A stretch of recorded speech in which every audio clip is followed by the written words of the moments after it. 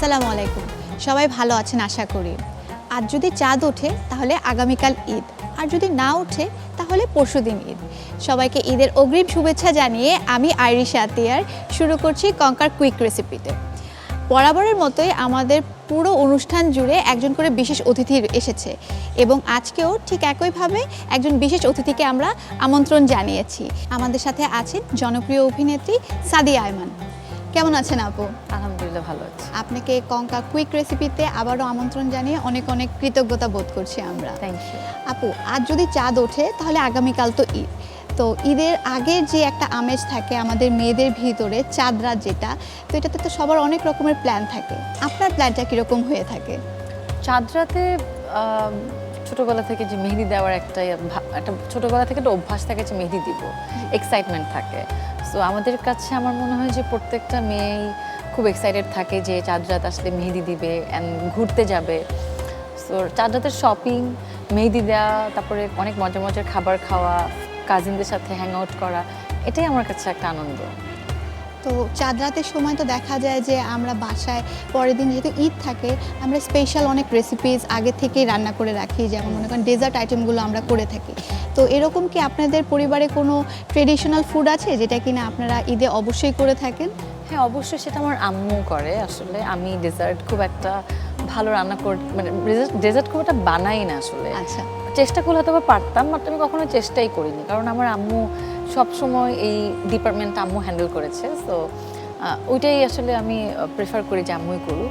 তো আম্মুকে দেখি ঈদের আগের দিন রাতের বেলা, তারও কয়েকদিন আগে থেকে তো এই বাজার সদাই চলতে থাকে। ঈদের আগের দিন হচ্ছে এই যে সেমাই বানানোর প্রস্তুতি নেওয়া, তারপর যত যা যা ডেজার্ট আছে আমি সব কিছু জানি না নাম, কুনাফা বলেন, শাহি টুকরা, তারপরে ইভেন দো গোলাপ জামুনও বাসায় বানানো হয়। সো এগুলো আম্মু খুব আগে থেকেই প্রিপারেশন নেয়। তো বলা যায় যে আপনি রান্নার থেকে রান্না খেতে অনেক বেশি পছন্দ। না, আমি রান্না করতে ভালোবাসি, ইভেন আমি রান্না করতে জানি। আচ্ছা। আমি বাঙালি রান্না খুব ভালো পারি। তো আপু, আমরা তো ঈদ নিয়ে, ঈদের আমেজ নিয়ে অনেক গল্প করছি, তো কেননা বাকি গল্পগুলো আমরা আমাদের কিচেনে যেয়ে করে থাকি। তো চলেন চলে যাই আজকে আমাদের একটা ঈদ স্পেশাল একটা রেসিপি করতে।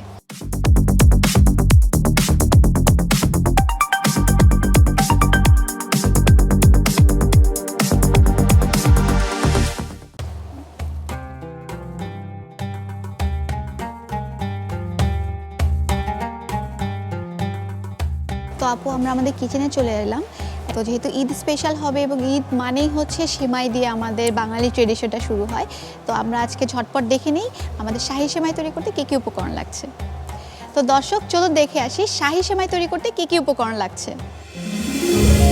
শাহি সেমাই উপকরণ: সেমাই 150 গ্রাম, ঘি 2 টেবিল চামচ, তেজপাতা 1টি, দারুচিনি 2 টুকরো, এলাচ 2টি, তরল দুধ 1 কাপ, লবণ স্বাদ মতো, চিনি 3 টেবিল চামচ, বাদাম বাটা 1 চা চামচ।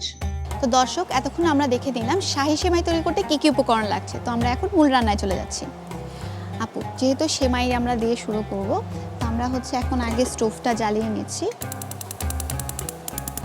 তো প্যানটা কিছুক্ষণের জন্য গরম হতে দিই আমরা। এবং এখানে হচ্ছে যেহেতু শাহি মানেই আমরা কিন্তু ঘিটাকে প্রেফার করি আমরা বাঙালিরা। তো আমি হচ্ছে এখানে 2 টিস্পুন ঘি দিয়ে দিব। সম্পূর্ণ ঘিটা দিব না, বাকিটা আমি পরে আবার দিব। তো 2 টিস্পুন ঘি দিয়ে নিচ্ছি এখানে। সেই সাথে আমি হচ্ছে এখানে কিছু গরম মশলা দিয়ে দিব। তেজপাতা দিয়ে দিব, দারচিনি এবং 2টা এলাচ দিয়ে দিব। এলাচটা আমি ছিঁড়বো না, কারণ আমি যখন সেমাইটা খাবো তখন দেখা যায় এলাচের বিচিগুলো মুখে পড়লে তো তখন খাবারের স্বাদটা সম্পূর্ণ নষ্ট হয়ে যায়। তেলটা যখন একটু গরম হয়ে আসবে, এখানে হচ্ছে আমি প্রায় 150 গ্রামের মতো সেমাইটা নিয়ে নিব, হালকা একটু ভেজে নিব।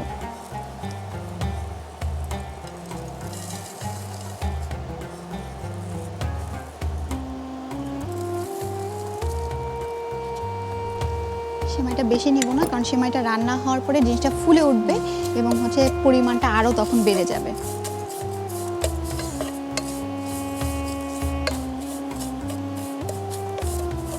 কতক্ষণ ভাজতে হবে এটা? এটা হালকা একটু লালচে রং আসবে তখন আমরা বন্ধ করে দেব। এবং সেমাইটা যখন ভাজবো তখন র্যান্ডাম আমাদেরকে নাড়ার উপর রাখতে হবে, কারণ সেমাই অনেক পাতলা একটা জিনিস, খুব তাড়াতাড়ি পুড়ে যায়। তো অলমোস্ট কালারটা চলে এসেছে। আমরা এটা এখন দুধ দিয়ে দেব। 1 লিটার দুধকে আমি জাল করে 750 ml করে নিয়েছি। আচ্ছা, হাফ আগে করে থেকে। নিতে হবে এটা। হাফের একটু বেশি, হাফের একটু বেশি। হাফের একটু বেশি।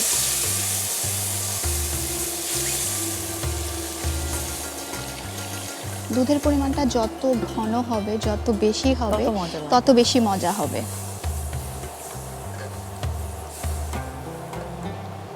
আমি এখানে সামান্য একটু লবণ দিব। লবণটা কিন্তু সুইট ডিশে অনেকেই দেয়, কিন্তু অনেকে আবার দেয় টেস্টটা না। ব্যালেন্স করার এটা হচ্ছে জন্য? টেস্টটা ব্যালেন্স হয়।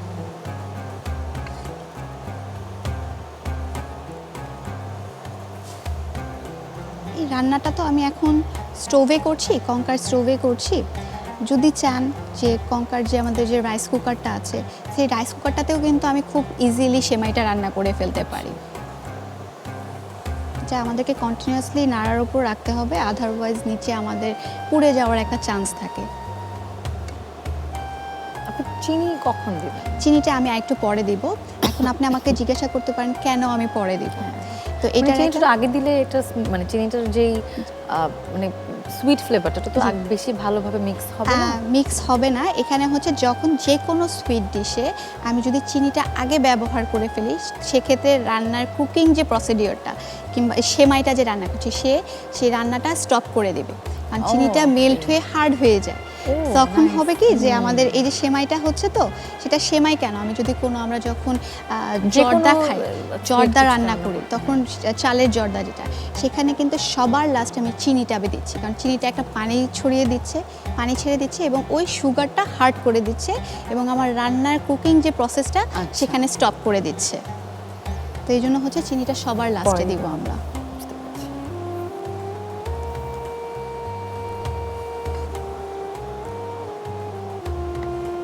যখন হয়ে যাবে তখন দেখবো কালারটা চেঞ্জ হয়ে যাচ্ছে, হালকা একটু ক্রিম কালার, একটু ক্রিম কালার হয়ে যাবে, একটু হালকা হয়ে যাবে কালারটা। সবচেয়ে আপডেটেড ফিচার্স নিয়ে 140টিরও বেশি দেশে কনকাফ্রেঞ্চ। তো আপু এখানে কিন্তু আমার কিছুটা হয়ে গিয়েছে, এখন আমি চিনিটা দেব এখানে। কিশমিশকে আরো পরে দিতে হয়? কিশমিশটা আমি চাইলে এখনো দিতে পারি, কিংবা চাইলে আমি কাঁচা রটা গার্নিশ হিসাবেও দিতে পারি। এটা ডিপেন্ড করে সম্পূর্ণ নিজের উপরে আমি কখন এটা ব্যবহার করব।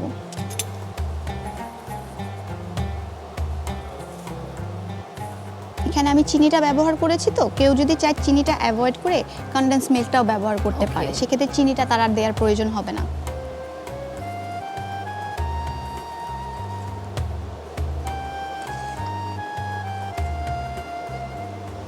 এখানে আমি লাস্টে আর কয়েকটা জিনিস দিয়ে দিব, যেহেতু এটা শাহি, তো আমি চাবো জিনিসটা আর একটু শাহি ফ্লেভার আর করতে। তো আমি এখানে হচ্ছে বাদাম বাটা করে নিয়েছিলাম, এখানে কাজু বাদাম, পেস্তা বাদাম আছে, 1 টিস্পুন দিয়ে দিব। সে সাথে একটু কুকিং ক্রিম দিয়ে দিব রিচনেসটার জন্য, 1/2 টিস্পুন, এবং 1 চামচ গুঁড়ো দুধ দিয়ে দেব। গুঁড়ো দুধটা সবার লাস্টে দিচ্ছি, কারণ হচ্ছে এই গুঁড়ো দুধটা দেওয়ার কারণেই হচ্ছে আমার মিল্কটা অনেক ঘন হয়ে যাবে, যেটা কিনা আমি যদি আরও কুকিং প্রসেসটা যদি আরও কিছুক্ষণ রাখতাম, আমার সেমাইটা তখন গলে যাবে। জাস্ট 1 থেকে 1.5 মিনিটের মতো আমরা রান্না করব।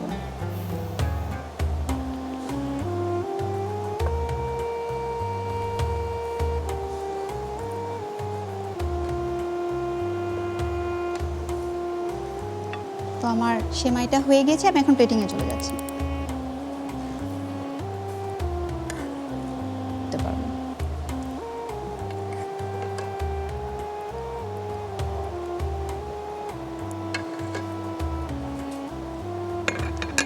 এখন গার্নিশিং এর জন্য আমি একটু কাঠবাদাম দিয়ে নিচ্ছি।